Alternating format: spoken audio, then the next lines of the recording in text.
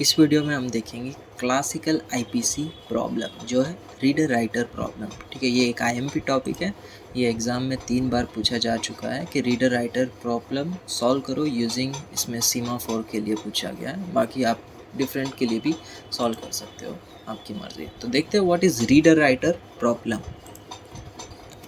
Okay, तो reader writer problem क्या है? In the reader-writer problem, many competing processes are wishing to perform the reading and writing operation in a database। तो इसमें क्या हो रहा है कि बहुत सारे यहाँ पर रीडर और राइटर है और उन्हें डेटाबेस में अपनी अपनी प्रोसेस जो है वो परफॉर्म करनी है। ओके, तो यहाँ पे एक डेटाबेस है जहाँ पे प्रोसेस 1 जो है वो राइट कर रहा है, ठीक है, और प्रोसेस 2 जो है वो भी आ गया, तो वो रीड करने आया। पर जो अगर कोई यहाँ पे डेटाबेस में अगर राइटिंग कर रहा है तो फिर कोई भी दूसरी प्रोसेस उसे रीड या फिर राइट नहीं कर सकती। इसके लिए ये रीड भी नहीं कर सकता, ना ही राइट कर सकता। भले ही प्रोसेस 3 क्यों ना आ जाए तो भी ये रीड या फिर राइट नहीं कर सकता है। और एक और ये डेटाबेस है, इसके अंदर मान लो कि एक प्रोसेस जो है वो रीड कर रहा है, तो फिर दूसरा प्रोसेस भी है उसे रीड कर सकता है। ठीक है, रीडिंग आप हर एक में कर सकते हो, ठीक है, राइटिंग नहीं कर सकते हो। और यहाँ पे प्रोसेस 3 भी अगर रीड करना चाहे तो रीड कर सकती है, पर राइट उसे नहीं कर सकती है। Okay, it is acceptable to have the multiple processing reading the database at the same time. ठीक है, एक ही टाइम पर मल्टीपल लोग जो है यहाँ पे रीड कर सकते हैं। But if one process is updating writing the database, no other process may have the access to the database, not even a readers। ठीक है, अगर एक जन राइटिंग कर रहा है तो उसका एक्सेस फिर किसी और के पास नहीं होगा, यहाँ तक के रीडर तक के पास भी उसका एक्सेस नहीं होगा। Okay, need to keep track of read of more than one process at a time. ठीक है, इसका आपको ट्रैक रखना होगा कि ये कितने रीडर है। तो इसमें रीडर काउंट कितना होगा? 3 प्रोसेस रीड कर रही है, इसके लिए रीडर काउंट होगा हमारा 3।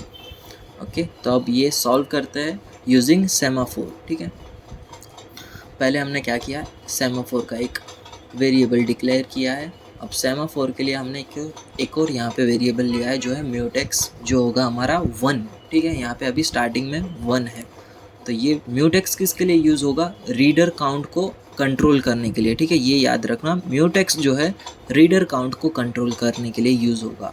और जो सेमाफोर में डीबी है, डीबी किसके लिए होगा? राइटर को कंट्रोल करने के लिए। ठीक है, यहाँ पे क्या है? Control access to database. Int reader count equals to 0। अभी ठीक है, कोई भी यहाँ पे हमारा रीडर काउंट नहीं है, रीडर कोई है ही नहीं, इसके लिए 0 रख रहे हैं। Number of process reading the database. तो अब देखते हैं रीडर के लिए। ठीक है, तो ये सभी कंडीशंस ट्रू होनी चाहिए। क्या है पहली condition?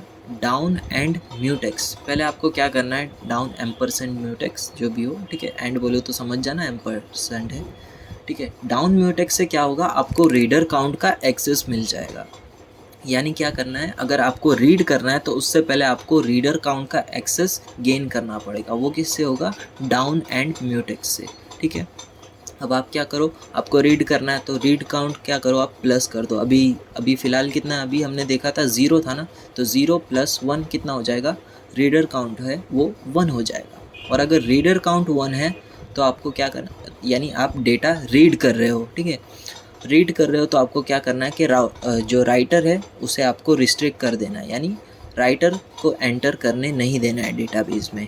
If this is first process to read database, तो अब आप क्या करो, राइटर को ब्लॉक कर दो। कैसे ब्लॉक करोगे? डेटाबेस जो है, डीबी जो है वो किसके लिए है? राइटर के लिए है। तो आप क्या करो, डीबी को डाउन कर दो। Prevent writer process to access the DB. तो इस तरह से आप राइटर को प्रिवेंट कर सकते हो from writing the data in the database. Okay, अब क्या करो, अप एंड म्यूटेक, एम्परसेंड म्यूटेक्स। तो आपने यहाँ पे क्या किया, जो रीड काउंट का एक्सेस है आपने किसी दूसरे प्रोसेस को दे दिया ताकि वो भी जो है वो रीड कर सके। तो इसमें हमने क्या किया, रीडर काउंट जो है वो हमने दूसरे प्रोसेस को दे दिया ताकि वो भी है वो रीड कर सके। ओके, यहाँ पे अब रीडिंग की प्रोसेस हो रही है, डेटाबेस रीड हो रहा है। अब यहाँ पे क्या किया, ठीक है, इसका रीडिंग का काम हो चुका है। अब इसे जो है बाहर जाना है, यानी रीडिंग का काम इसका ख़त्म हो चुका है। तो अब इसे क्या करना होगा, रीड काउंट को उसे माइनस करना होगा। तो उससे पहले रीड काउंट का इसे एक्सेस गेन करना पड़ेगा। वो कैसे होगा? डाउन एम्परसेंड म्यूटेक्स से। तो ठीक है, अब रीडर काउंट का एक्सेस आ चुका है। अब क्या करो, -1 कर दो, यानी रीडर काउंट जो है वो डिक्रीज़ हो गया, यानी एक रीडर जो है वो कम हो गया। और यहाँ पे अभी 0 ही था, 1 था, 1 - 1 0 हो गया, मतलब 0 हो गया। अब आप क्या करो, राइटर को एक्सेस दे दो। क्या है, अगर जो भी राइटर है उसे लिखना होगा तो फिर वो लिख सकेगा। ओके, तो यहाँ पे अप कर दिया है डीबी को, ताकि जो भी राइटर है वो राइट कर सकता है। अब फिर क्या किया है, अप एंड म्यूटेक्स। ठीक है, अब दूसरे प्रोसेस को आपने क्या कर दिया, वापस रीडर काउंट दे दिया, ताकि वो जो है वो अपना अपना रीड करना चाहे तो रीड कर सकते हैं। और यहाँ पे ये जो रीड किया हुआ डेटा है वो यूज़ होगा। ओके, तो ये था हमारा रीडर के लिए। नेक्स्ट हम देखेंगे राइटर के लिए। राइटर के लिए एकदम सिंपल है, 2-3 लाइन का कोड है। पहले तो वो क्या करेगा, डेटा क्रिएट करेगा।